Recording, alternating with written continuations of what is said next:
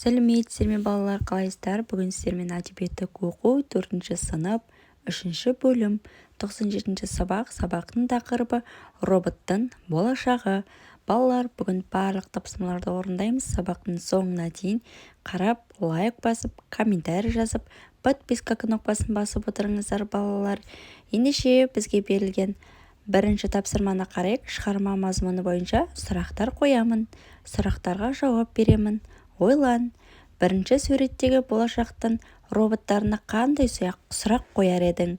Бірінші бізде сурет берілген, бірінші суретте робот тақтаға шығып есептерді түсіндіріп тұр, екіншісінде суретінде машина айдап бара жатыр, үшіншісінде шахмат ойнап отыр, адаммен.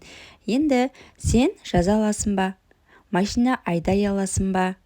Менімен шахмат ойнай аласың ба? Балалар, сабақты мұқият қарап, лайк басып отырыңыздар.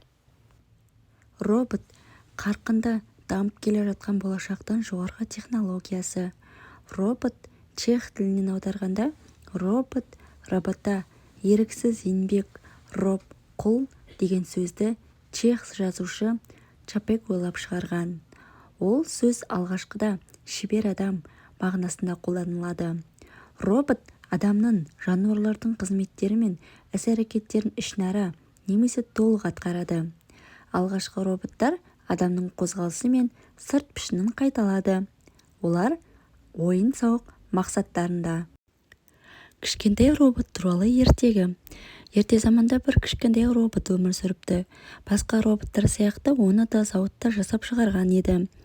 Ол балалар мен үлкендерді алдандырды, үй шаруасына көмекші болып, бір үйде өмір сүріп жатты. Кішкентай робот электрондық миына салынған қатар бағдарлама бойынша әрекет етуге тиіс еді. Әке-шешесі жұмысқа, балалар мектеп пен балабақшаға баратын. Таңғы 8-де кішкентай робот музыканы қосып тұратын уақыт келді. Таң атты, көп ұйықтауға болмайды дейтін. Ал кешке барлығын үйге қайтып келгенде әңгімелер айтып күлдіретін. Жатар алдында балаларға ертек айтып ұйықтататын. Осының бәрі күн сайын қайталанатын. Кейде мейрам кезінде бүкіл отбасы үйде болады. Кішкентай робот олармен бірге кәдімгі адам сияқты күліп, қуанғысы келеді, бірақ ол тек жансыз темір еді. Кішкентай робот өзінің ешқашан адам бола алмайтынын білді. Оның темір мен пластмастан жасалған денесі адамға ұқсайтын, бірақ ең басты нәрсе жүрегі жоқ еді. Сондықтан ерте ме кеш пе тетіктері сыр берер сөзсіз. Сондықтан тапсырманы орындамаса, оны жөндеу шеберханасына тіпті қоқысқа апарып тастайтынын кішкентай робот түсінеді. Енді ол бұрынғыдай өмір сүре алмады. Бірте-бірте ол үлкен үйде жиі жалғыз қалып, ешкімге керек емес екенін сезінді. Тіпті ең жақын деген достары да әзіліне мән бермейтін болды. Кішкентай робот бір таңғажайып нәрсе жасағысы келді. Бір күні таңертең үйдегілер кетіп қалғанда, кішкентай робот далаға шығып, балалар ойнайтын аулаға келді. Айнала тапталған, шашылған қоқыс. Кішкентай робот ойланбастан іске кірісті. Бүкіл қоқысты жинап, орындықтарды тазалады. Аналар мен әжелер балаларын қарап отыруға ыңғайлы болу үшін көлеңкелі 2 орын жасап, жарты сағаттың ішінде аулада гүлдер отырғызды. Кенет «Ей бала, атың кім?» деген біреудің нәзік дауысын естіді. Кішкентай робот бұрылып қарағанда әдемі, ұзын шашты, 10-11 жастағы қызды көрді. Кішкентай робот сүйсініп қарады. Қыз да күлімдеп қарап тұр. «Мен кішкентай роботпын», деді ол. «Сен қайдағы роботсың?» деп қыз күлді. «Сен кәдімгі баласың ғой, қарашы түріңе, шалбарыңды жыртып алыпсың, мұрның кір». Кішкентай робот төмен қарап тұрып қалды. Темір аяқтарының орнына көк шалбар киген кәдімгі адамның аяғын көрді. 2 ілгіш тәрізді қолдарының орнында әдемі саусақты адам қолдарын көрді. Робот жердегі шалшық суға қарады. Судан оған мұрны кір-кір белгісіз бала қарап тұрды. «Мен сені Миша деп атаймын, келісесің бе?» деп сұрады қыз. «Қандай керемет, сен Миша, ал мен Маша, жарасып-ақ тұр». Ол басын изеді. Маша оның қолынан ұстады. Олар қаланың бұрын көрмеген жерлерін аралауға жүгіре жөнелді. Эрнест Эйлин аударған Біржан қызы.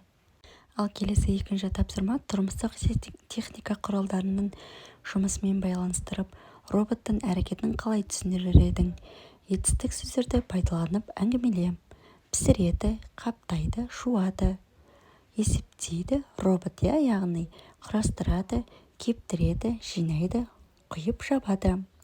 Робот қарқынды дамып келе жатқан болашақтың жоғарғы технологиясы. Робот адамның қызметтері мен іс-әрекеттерін толық атқарады. Роботтар ас пісіреді, кір жуады, кептіреді, үй жинайды, қаржыны есептейді. Роботтар күндіз, түні демалмай жұмыс істей береді. Келесі 3-ші тапсырма. Адам өмірі болашақта роботтармен қалай байланысты болмақ? Болашақта роботтар адамның ақыл ойымен теңесе алады. Себебі жыл өткен сайын роботтар дамып келеді. Балалар, лайк басып сабақты соңына дейін қарап отырамыз. Ал балалар 4-ші, 5-ші, 6-ші сұрақтар. 4-ші, кішкентай роботтың сыртқы бейнесі қандай? Кішкентай робот пластмастан жасалынған. Ол адамға ұқсайды, бірақ оның жүрегі жоқ. 5-ші сұрақ. Робот неліктен күнделікті өміріне риза болмады? Кішкентай робот өзінің ешқашан адам бола алмайтынын білді. Тапсырманы орындалмаса, оны жөндеу шеберханасына, тіпті қоқысқа апарып тастайтынын кішкентай робот түсінетін.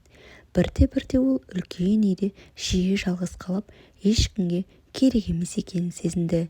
6-ші, ертегіні оқығанда қандай сезімде болдың? Ертегіні балалар оқығанда біздер өзіміз сол роботтың орнында болып көргендей әсер алдық, балалар? Келесі 8-ші тапсырма. Ертегінің осылай аяқталғаны саған ұнады ма? Ертегінің осылай аяқталғаны маған қатты ұнады.